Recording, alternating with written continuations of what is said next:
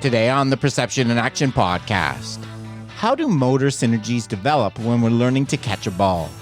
How is this development shaped by the constraints imposed on the performer, such as the information available during practice, the action catching is nested within, such as postural control, and conditions like DCD and autism? So it's time for a call to action. Hi, this is Rob Gray from Arizona State University. I've been on a now over 25-year journey as a researcher, professor, and high-performance consultant to understand how we acquire and adapt our perceptual motor skills. Welcome to the Perception and Action podcast, where I discuss how psychological research can be applied to improving performance, accelerating skill acquisition, and designing technologies. Before we get to today's topic, I want to tell you about a couple extra things that might interest you if you're enjoying the podcast. First, my book, How We Learn to Move, A Revolution in the Way We Coach and Practice Sports Skills, is now available in audiobook format. You can find it on Audible or Amazon. Second, if you're interested in working directly with me, I currently have openings in my monthly mentorship program. This includes monthly Zoom meetings, either one-on-one or with your staff, analysis of your practice designs, and a monthly group discussion with coaches and instructors from a range of different sports. To find out more, please go to patreon.com/perceptionaction. Now on to the show. In today's episode, I want to bring together some research studies on catching to further explore this concept of motor synergies and how they develop. If you recall, the concept of a motor synergy was first proposed by Bernstein as the most effective and highest level way to solve the degrees of freedom problem. If we don't know what we should be doing with our elbow and shoulder when catching a ball, for example, we could try to keep one of these joints fixed or rigidly couple them so they move in the same way.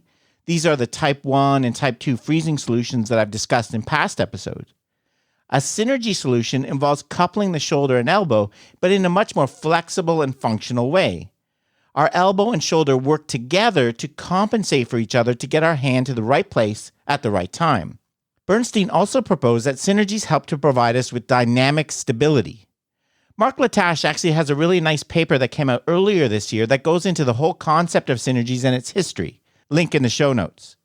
To quote from his paper, "Given the conduction time delays in the body and the dependence of muscle force on its length and velocity, the brain is in principle unable to predict perfectly future mechanical effects of its signals at the time these signals are generated.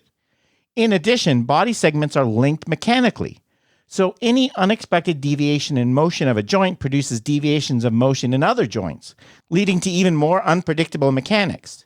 Based on this analysis, which is much more detailed in the original works, Bernstein concluded that dynamical stability was essential for any functional movement, and as a result of evolution and practice, neural control patterns converged on those resulting in dynamically stable trajectories of salient performance variables." End quote.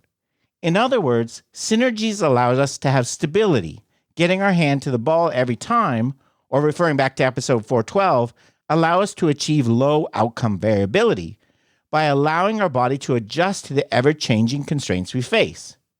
So where do these synergies come from, and how can we better promote them in our practice design? As I mentioned, I'm going to focus on the task of ball catching here.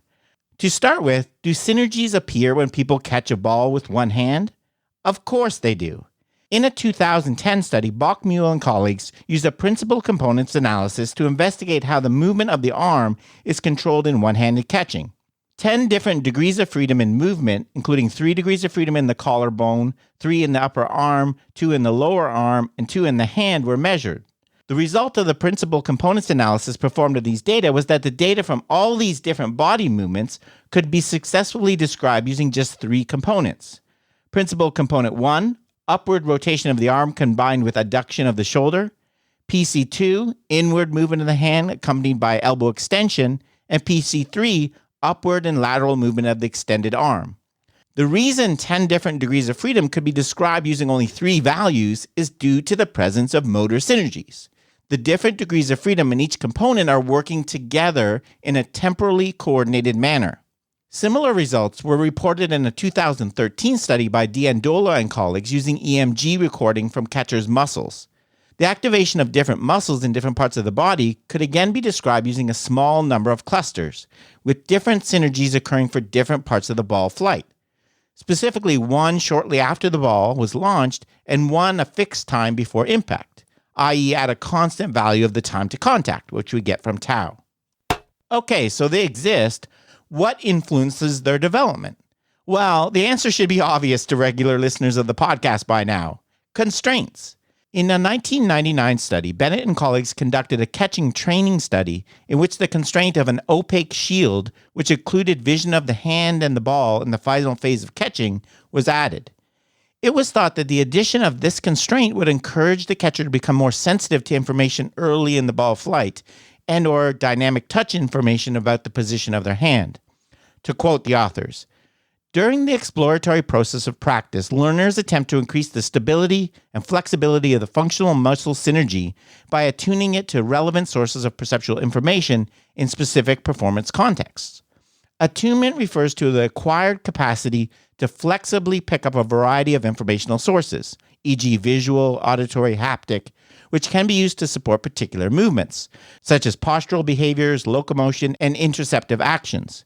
Increasing attunement to all the available relevant perceptual information sources is seen as a process by which the stability and flexibility of existing functional muscle synergies are enhanced during the learning process.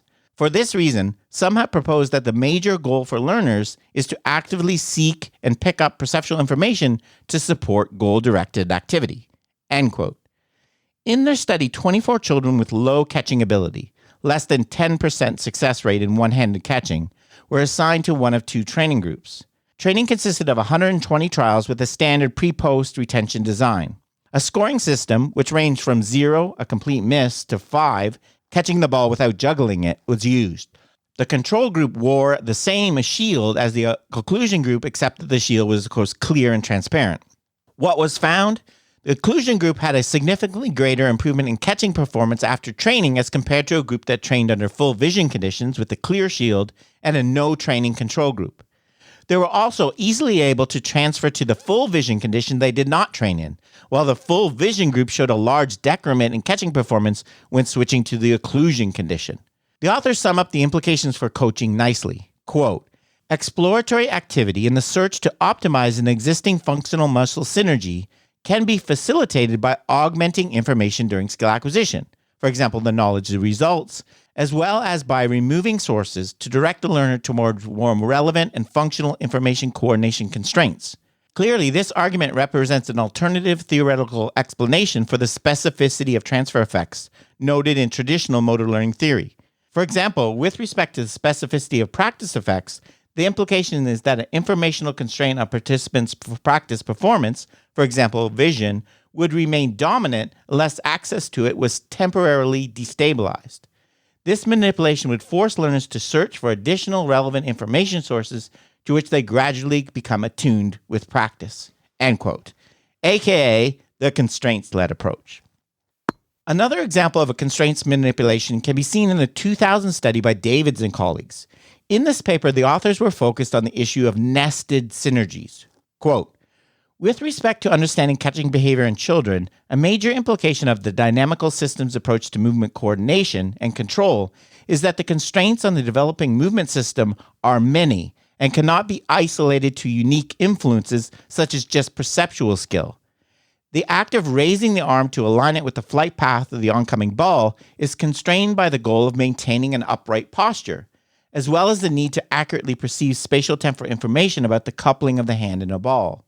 The implication is that during dynamic interoceptive actions, postural control may also act as a significant constraint on successful performance. Thus, although some definitions of catching emphasize the use of the hand or other parts of the body to stop and control an aerial ball or object, during dynamic interoceptive actions, the activity of the reaching and grasping subsystem is nested on activity in other subsystems responsible for locomotion, postural control, and balance. End quote. Stated another way, it is possible that postural control may be a rate limiter for developing catching ability in some children. To test this idea, the authors compared a group of 20 poor catchers and 20 good catchers completing a one-handed ball catching task under two constraints, seated and standing. For the poor catchers, there was a 15% improvement in the number of balls caught successfully when going from standing to sitting, while there was no significant change for the good catchers. Finally, in a 2019 study, Parvanor and colleagues conducted a catching training study for children that exhibited poor catching performance. A group that practiced under several different constraints manipulations was compared to a group that only completed their regular physical education activities. The CLA training, which included manipulations of ball size, shape, texture, the organization of practice, for example, whether you're practicing on their own or in groups, and variations in throwing distance, lasted for 8 weeks. What was found? There was a significantly greater improvement by 70% in catching performance for the CLA trained group. Further, the results of a principal components analysis revealed that this group developed an additional motor synergy in their movement pattern that was not present in the other group. While both groups used motor synergies for reaching the arm to the ball and catching, the CLA group had an additional synergy associated with retaining possession of the ball and securing it. Finally, another way that we can look at the development of motor synergies is through studies of children with developmental delays or disorders that affect motor control. In a 2006 study, DeConnick and colleagues studied one-handed catching behavior in a group of 9 6 to 8-year-old children with developmental coordination disorder, or DCD. For more information about DCD, check out my interview with Kate Wilmot back in episode 199. In the study, participants caught under 2 sets of task constraints. One where the ball always had a constant velocity, and one where 3 different speeds were interleaved randomly. What was found? Somewhat surprisingly, the DCD group could adapt to the changes in ball speed equally as well as an age-matched control group. However, there were some differences. Participants in the DCD group had a smaller hand aperture and a slower closing velocity when catching the ball. To quote the authors, the smaller maximal hand aperture and slower maximal closing velocity for boys with DCD, both in the stable and predictable context and the condition of varying ball speeds, together with the absence of temporal differences and the similar adaptations to changing ball speed, tend to indicate a difference at the level of task execution, rather than at the level of planning or information processing. In other words, boys with DCD seem to know how to control the timing of the catching movement, but they fail to apply this correctly. With regards to the teaching of catching, these findings indicate that simplifying the task by reducing the spatial and postural constraints increase the chance for success. End quote. Finally today, in 2021, Emmanuel and colleagues provided evidence that the synergies between joints are weaker in children with autism, resulting in more independent control of the degrees of freedom for tasks like reaching and grasping an object and catching. It was also observed that this was associated with some ineffective control strategies to compensate. Quote, children with autism spectrum disorder moved faster and showed a more symmetrical bell-shaped velocity profile. In addition, the length of the hand trajectory was more variable across trials. Because in the nervous system noise scales with signal amplitude, fast, ballistic, and explosive movements in children with autism may have amplified spatial variability.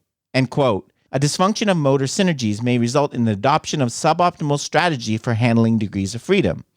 One could be learning one by one the motor commands that must be delivered to individual degrees of freedom for each specific task.